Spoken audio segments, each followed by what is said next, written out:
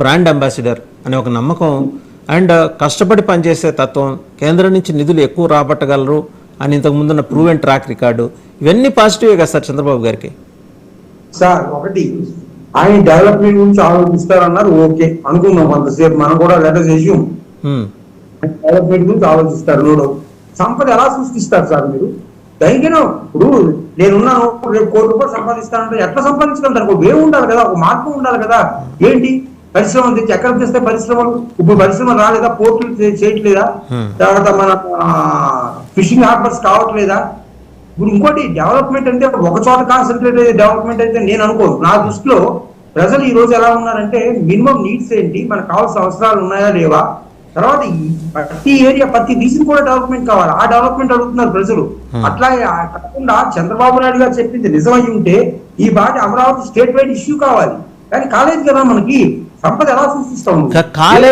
కాలేదు అని మీరు ఎందుకు భావిస్తున్నారు? ఇప్పుడు అమరావతి ఎక్కడి నుంచి, అమరావతి నుంచి మొదలెడితే దేవాలయం దాకా, శ్రీకాకుళం అరసివెల్లి సూర్య దేవాలయం దాకా, అంటే న్యాయస్థానం నుంచి దేవస్థానం దాకా ఒక సెక్షన్ ఆఫ్ ఫార్మర్స్, వాళ్ళు అక్కడి నుంచి దళిత బహుజన రైతులు అందరూ చేసిన పాదయాత్ర, దాని ఇంపాక్ట్ ఉండదంటారా సార్?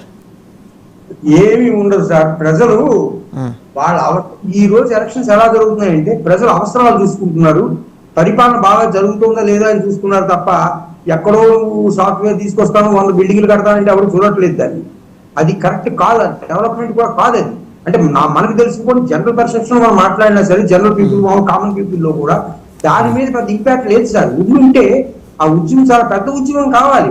ఆయన పికప్ చేయలేకపోయా, ఎందుకు చేయలేదు? దేనికి కారణం ఏంటి?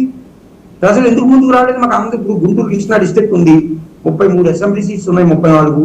పక్కనే ఈస్ట్ గోదావరి, వెస్ట్ గోదావరి ఆనుకుని ఉంది, అటు ప్రకాశం డిస్ట్రిక్ట్ ఆనుకుంది. కనీసం ఈ 4 జిల్లాల్లో అయినా సరే ఒక ఉద్యమ రూపంలో దాన్ని ఎందుకు రాలేదు అనేది మనం ఆలోచించాలి కదా సార్. అంచేత దాని ఇష్యూ కానే కాదు సార్ ఈ ఎలక్షన్ లో, ఎవరికి దాని వల్ల ఉపయోగం. ఆయన వెల్త్ క్రియేట్ చేస్తారు కదా, దాన్ని నమ్మట్లేదా జనం? ఏమండి? వెల్త్ క్రియేషన్ కి ఆయన బ్రాండ్ అంబాసిడర్ కదా, సంపద సృష్టిస్తారు కదా, అది నమ్మట్లేదా జనం అంటున్నాను. మేము అడిగిన క్వశ్చన్ కూడా అదే, ఆయన సంపద సృష్టిస్తారంటే ఎట్లా సృష్టిస్తారు సార్ అని వాటర్లు అడుగుతున్నారు ఈ రోజు. పూర్వంలో వాటర్కి చాలా తేడా ఉంది. పూర్వంలో ఏదో నాయుడు గారు ప్రెసిడెంట్ గారు చెప్తే ఓట్లేసే స్టేజ్, ఈ రోజు అది లేదు. మాధ్యమాల టీవీలో ఉన్నటువంటి సెల్ ఫోన్లు, ఆండ్రాయిడ్ ఫోన్లు వచ్చిన తర్వాత ప్రతి వాడు ఆలోచిస్తున్నాడు.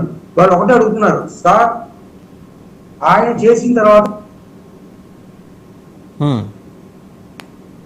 ఆ శ్రీలంక సోమాలి అయిపోతుంది అని చెప్పి జగన్ పథకాలతో చంద్రబాబు నాయుడు క్యాన్వాస్ చేస్తే అప్పులు పాలు అయిపోయిందని ఈయన ఎక్కడి నుంచి పట్టుకొచ్చిస్తాడు? ఒకటి, ఇవ్వలేడు.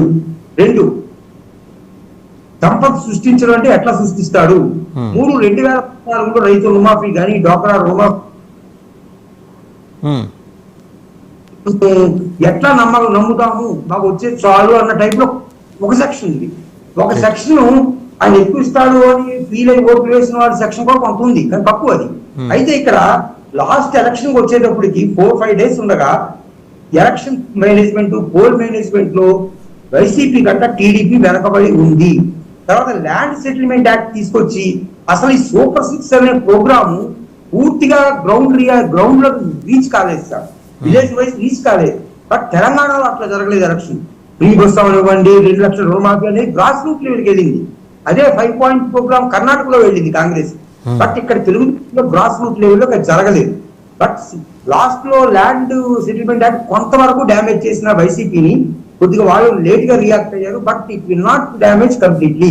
సో అది గవర్నమెంట్ ఫామ్ చేయడానికి వైసీపీకి అడ్డంకి కాదు అని నేను అనుకుంటున్నాను.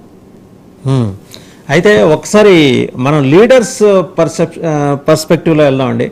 ఒకసారి రాజధాని ప్రాంతం నుంచే వస్తాను. ఇప్పుడు ఆలపాటి రాజేంద్ర ప్రసాద్ గారు చాలా బలమైన నాయకుడు, టీడీపీ మాజీ మంత్రి. ఆయన తెనాలి యాంటిసిపేట్ చేశారు, గుంటూరు వెస్ట్ యాంటిసిపేట్ చేశారు, 2 ఇవాళ. మీకు జాగ్రత్త గమనంలో తీసుకుంటే లాస్ట్ టైమే ఏంటంటే ఒక కైండ్ ఆఫ్ ఇంప్రెషన్ అయితే ఆయన గుంటూరు లో మేజర్ కమ్యూనిటీ అయిన కమ్మా సెక్షన్లో ఆయన క్రియేట్ చేయగలిగారు. ఏంటంటే మనము రాజధాని ప్రాంతానికి చెందిన కమ్మా కమ్యూనిటీని వేరే ప్రాంతం నుంచి వచ్చిన కమ్మా కమ్యూనిటీ డామినేట్ చేస్తే ఎట్లాగా అని చెప్పేసి ఆయన సభలు విపరీతంగా పెట్టారు, మోటివేట్ చేశారు. మంగళగిరిలో ఒక పరోక్షంగా లోకేష్ ఓటమికి పరోక్షంగా ఆయన కారణమయ్యారని ఆయన మీద అభియోగం, పార్టీలో ఆయన మీద చర్చ కూడా జరిగింది. ఆయనకి ఈసారి ఏదో మొత్తానికి డ్యామేజ్ కంట్రోల్ భాగంగా ఆయనకి అయితే తెనాలి లేకపోతే గుంటూరు వెస్ట్ ఇస్తాం అనుకుంటే రెండు ఇవ్వాల. తెనాలేమో జనసేన నాదెళ్ల మనోహర్ గారి కోసం వెళ్ళిపోయింది PSC chairman. Guntur west Chandrababu గారు ఏంటంటే చాలా వ్యూహాత్మకంగా అంటే కాపు మహిళని ఎంచుకున్నారు. ఆమె హస్బెండ్ కమ్మా కమ్యూనిటీ అయినప్పటికీ కాపు మహిళని ఎంచుకున్నారు. సో ఈయన బాగా మనస్తాపానికి గురైన నాయకుడు. పొన్నూరు చూస్తే ధూళిపాళ్ల నరేంద్రకి ఆయనకి టికెట్ ఆయన కంటెస్ట్ చేసినప్పటికీ 7 టైం ఎమ్మెల్యే అయినా ఆయనకి మంత్రి పదవి రావట్లా. ఆయనకు అదో సంతృప్తి. వీళ్ళు మనస్ఫూర్తిగా చేయలేదు టీడీపీ కోసం అని చెప్పేసి ఒక సమాచారం అండి. నిజంగా అది మనస్ఫూర్తిగా చేయలేదంటారు వీళ్ళిద్దరు? నేను డైరెక్ట్ గా యాజ్ సబ్కాస్ట్ గా నేను ఇప్పుడు బయట పెట్టలేను. ఎగ్జిట్ పోల్ మీకు అన్ని ఆ రోజు అన్ని కూడా. అయితే అనుకున్న రీతిలో తెలుగుదేశం లేదు, పని చేయలేదు కొన్ని చోట్ల. అది మొత్తం వాస్తవం. అందులో ఇది ఉందో లేదో మీరే ఆలోచించి అనుకోండి. తర్వాత ఒకటి, ఎక్కడైతే స్ట్రాంగ్ క్యాండిడేట్స్ ఉన్నారో ఆ సీట్స్ లో ఆ క్యాండిడేట్స్ కి టికెట్ ఇవ్వకుండా వేరే వాళ్ళని కంటెస్టెంట్ కింద ప్రమోట్ చేయడం కూడా తెలుగుదేశం చెప్పు. అంచేత నేను చెప్పేది ఏంటంటే, తెలుగుదేశం ఇచ్చినటువంటి సీట్లు సుమారు ఒక 12-13 సీట్లు రాంగ్ సెలక్షన్. అందులో అనుకోలేదు. అక్కడ మీకు ఆ కమ్యూనిటీస్ వర్క్ చేయలేదు. నమ్ముకుని క్యాడర్ ఉన్న పార్టీ కోసం రాత్రి పోలు కష్టపడ్డ వాళ్ళు టికెట్లు రాలేదు చాలా మంది. కేవలం డబ్బు ఒకటే కాదు టికెట్ ఇవ్వడానికి, క్యాండిడేచర్ కూడా ఉండాలి కదా.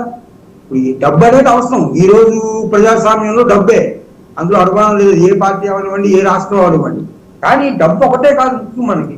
ఇక్కడ కావాల్సింది క్యాండిడేచర్ కూడా కావాలి. ఆ క్యాండిడేచర్, ఆ క్యాండిడేట్ ఉన్న పెర్ఫార్మెన్స్ ఇండెక్స్ ఏంటి అనేది చూసి ఇచ్చిన సీట్లు కొన్ని చోట్ల తెలుగుదేశం అయితే ఫెయిల్ అయింది సార్. జగన్ గారు చాలా వ్యూహాత్మకంగా 60-80 మంది ఎంతమందో మార్చారు. 60 మంది కంప్లీట్ గా మార్చాడు ఆయన, 58 మందిని. అది చాలా స్టెప్. ఆయన తీసుకున్నప్పుడు కూడా ఎట్లా తీసుకున్నాడు, 10 మందిని 15 మందిని అట్లా వాళ్ళ మైండ్ అంతా సెట్ చేసి ఒకేసారి అనౌన్స్ చేశాడు. కానీ ఇక్కడ తెలుగుదేశం అట్లా జరగలేదు. సీట్ ఇచ్చి రోజు దాకా నీకు వస్తుందా, నాకు వస్తుందా, నాకు వస్తుందా, నీకు వస్తుందా, ఇదే గొడవ. ఇది పబ్లిక్ లో కొంత బ్యాడ్ ఇమేజ్ క్రియేట్ చేసింది తెలుగుదేశానికి. అట్లాంటి సీట్లు 10-15 ఉన్నాయి మనకి.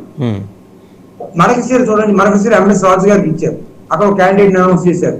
ఇక్కడేమో మన అనంతపూర్ చూస్తే అక్కడ మన ప్రభాకర్ చౌదరి కూడా వేరే వాళ్ళకి ఇచ్చారు. ఇట్లా చాలా చోట్ల జరిగాయి.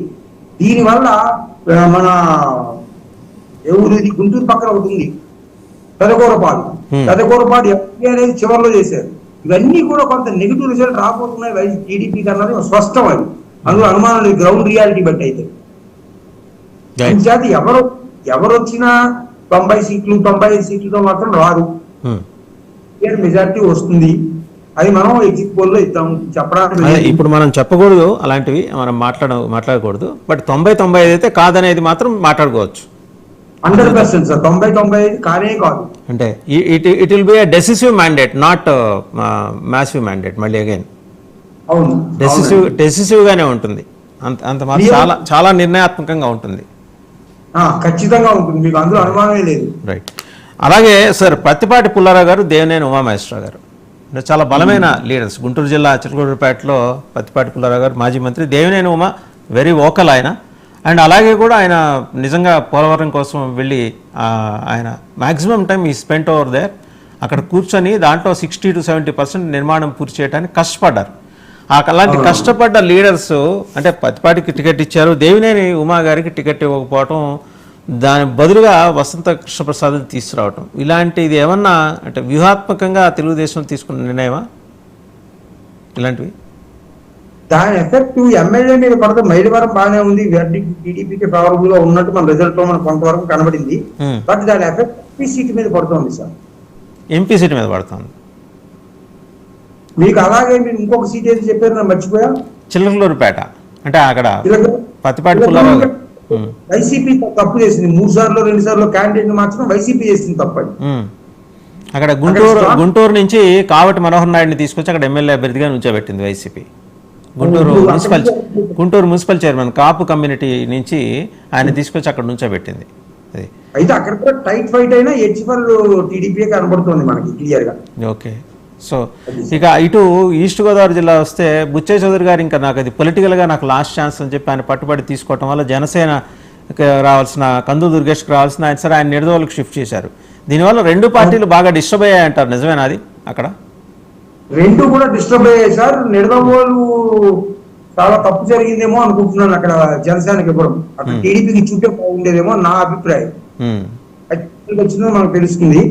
అట్లాగే మీకు రాజమండ్రి అర్బన్, రాజమండ్రి రూరల్ కూడా అంత ఈజీ సీట్లు కావు, అవి కూడా టైట్ ఫైట్లు అవుతున్నాయి. ఎవరికి గెలిచిందో చెప్పలేని సీట్లు అవి. ఇక కమ్యూనిటీ వైజ్ చూసుకుంటే సరే, మనకు ఉత్తరాంధ్రలో చూసుకుంటే మనకి తూర్పు కాపులు, కుప్పల వెలములు వీళ్ళకి ఏ పార్టీ అయినా వాళ్ళకి ఇవ్వాల్సిందే. సో ఇప్పుడు అచ్చెన్నాయుడు గారు కూడా కొంచెం టఫ్ టైమ్స్ ఎదుర్కొంటున్నారు అని చెప్పేసి గ్రౌండ్ రిపోర్ట్. కరెక్టే సార్, కరెక్ట్. అచ్చెన్నాయుడు అట్లానే ఉంది. ఈసారి ఊహించిన వాళ్ళు కొంతమంది, మనం ఎంతో పెద్ద లీడర్స్ అనే వాళ్ళు ఓడిపోయే అవకాశం ఉంది, both parties, Telugu Desam and YCP. పెద్ద మన ఓక్ అంత రిజల్ట్ ఆశ్చర్యకరంగా ఉంటుంది result. But at the same time aliens అంత పెర్ఫార్మెన్స్ బాగోలేదని మనకు అర్థమైంది. అది బీజేపీకి అండి ఇప్పుడు కనీసం వాళ్ళు 10 సీట్లలో ఒక 6 అన్నా గెలుచుకుందాం ఒక తపంతో వాళ్ళు పనిచేసినట్టుగా వాళ్ళు చెప్తున్నారు. 10 అసెంబ్లీ ఇప్పుడు బీజేపీ గురించి ఏం మాట్లాడినా సరే బీజేపీ ఎగిరిస్తున్న ముద్ర వేసుకున్నారు. కానీ వీడు పోటీ చేసిన 10 సీట్లో వస్తే 1 or none, 0 to 1. 0 to 1. Okay. Vishnu Kumar రాజుకి అయితే ఛాన్స్ ఉండేది. విశాఖపట్నం ఎప్పుడైతే జేడీ లక్ష్మణ్ అక్కడ పోటీ చేశాడో అది బీజేపీని బాగా డ్యామేజ్ చేసింది. ఓకే. అది కాక అక్కడ కేకే తర్వాత కాన్స్టిట్యున్సీని వదలకుండా అక్కడ చాలా బలంగా ఆయన యాక్టివిటీస్ లో ఇన్వాల్వ్ అవటం అనేది ఆయన కొంచెం ప్లస్ పాయింట్ అని అంటున్నారు. కష్టపడి పనిచేశాడు, 5 years ప్రజల్లోనే ఉన్నాడు, మంచివాడు అని ఒక పేరు ఉంది. సో చూద్దాం ఎలక్షన్, మనం ఏం చెప్పలేదు, చెప్పలేము. అవును వెరీ ట్రూ. అయితే బీజేపీకి వచ్చే సీటు 0 to 1 ఇంకా అది మించి రావు సార్ ఎట్టి పరిస్థితుల్లో. 0 to 1. ఎంపీ సెగ్మెంట్ లో 6 వాళ్ళకి ఏమన్నా ఛాన్స్ ఉందా? వాళ్ళు దే ఆర్ ఎక్స్పెక్టింగ్ 2 to 3. ఒకటైతే ఛాన్స్ కనబడుతోంది నాకు, ఆ ప్లేస్ నేను చెప్పదలుచుకోలేదు. మ్యాక్సిమం వస్తే రెండోది రావచ్చు, లేకపోతే తెలియదు. ఒకటైతే గ్యారంటీ, అది ఉత్తరాంధ్ర సైడే ఉండొచ్చు. అండ్ చిట్టచేరు డివిజన్లో బీజేపీ అంటే పక్క రాష్ట్రంలో చేసిన ప్రచారం ఇక్కడ చేయకపోవడం, ఏది మైనారిటీ రిజర్వేషన్లకు మేము గనక మా కూటమి అధికారంలోకి వస్తే రిజర్వేషన్లు రద్దు చేస్తామని చాలా చోట్ల వాళ్ళు జాతీయ విధానంగా ప్రధానమంత్రి అయితే బీహార్ రాష్ట్రం దర్భంగ జిల్లాలో జరిగిన దాంట్లో దాదాపు 15 నిమిషాలు ప్రసంగించారు. ఇక్కడ ఎక్కడ ఆ ప్రస్తావన తేలా అంటే వీళ్ళు ఏమన్నా చెప్పుంటారా, దయచేసి ఈ ప్రస్తావన తేమాకండి, మా సభలు మాకు ఇబ్బంది ఉంటుందని ఏమైనా చెప్పుంటాం వల్ల వాళ్ళు ఆగారా, లేకపోతే పెద్దగా వాళ్ళు ఆంధ్రప్రదేశ్ మీద దృష్టి పెట్టలేదంటారా? డ్యామేజ్ కంట్రోల్ సార్, అంతే తప్ప ఏం కాదు. మీకు ఎప్పుడైతే బీజేపీ ఏరియాస్ లోకి వచ్చిందో ముస్లిం ఓటర్స్ చాలా దూరం అయిపోయారు. ఎన్ఆర్సీ కానీ తర్వాత ఈ రిజర్వేషన్ తీసేస్తా ఉన్నదే ప్రచారం అయితే బాగా జరిగింది. దానివల్ల కొంత ఎఫెక్టివ్ ఏరియాస్ మీద మన ఆంధ్రాలో పడింది, మొత్తం ఓవరాల్ స్టేట్ మీద కూడా, కంట్రీ వైడ్ కూడా ఇది పడింది. తర్వాత మీరు ఈ జనసేన ఏరియాస్ లోకి వచ్చేటప్పుడు 21 సీట్లలో మహా అయితే 7-8 సీట్లు కంటే నెగ్గరు, మాక్సిమం 8. సో టోటల్ 31లో దేవన్ వాళ్ళు వచ్చిన మాక్సిమం 20 సీట్స్ కోల్పోయే పరిస్థితి. అవన్నీ కూడా గిఫ్ట్ ప్యాకెట్ కింద జగన్ తీసుకున్నట్టే వీళ్ళు, నో డౌట్ ఇన్. అయితే రాయలసీమ పోయి ఉత్తరాంధ్రలో సరిగ్గా రిజల్ట్ రానప్పుడు ఎట్లా వీళ్ళు గవర్నమెంట్ ఫామ్ చేస్తారు అనేది ఒక క్వశ్చన్ మార్క్ ఇక్కడ మనకి. ప్రతిపక్షానికి ఏంటి ఛాన్సెస్ అనేది మనం ఒకసారి ఆలోచించుకుని విశ్లేషించవలసిన అవసరం అయితే ప్రతి అనలిస్ట్కి ఉంది. బట్ టీడీపీ భావనలో కానీ టీడీపీ చేసిన గ్రౌండ్ వర్క్ వల్ల కానీ వాళ్ళకి అర్థమవుతున్న విషయం ఏంటంటే దక్షిణ కోస్తాలోను రాయలసీమలోను చాలా బలంగా పుంజుకున్నారు వాళ్ళు. ఎట్టి పరిస్థితుల్లో గవర్నమెంట్ ఫామ్ చేయడానికి వారికి ఉన్న ఇబ్బంది ఏమీ లేదని చెప్పేసి వారు చెప్తూ వస్తున్నమాట. కానీ రాయలసీమ పొజిషన్ అలా లేనే లేదు సార్, గ్రౌండ్ రియాలిటీ అలా లేదు. అయితే కొంత ఛాన్స్ ఇంకొక 5-6 సీట్లో ఉండేది, వీళ్ళు చేతులారా వదిలేశారు.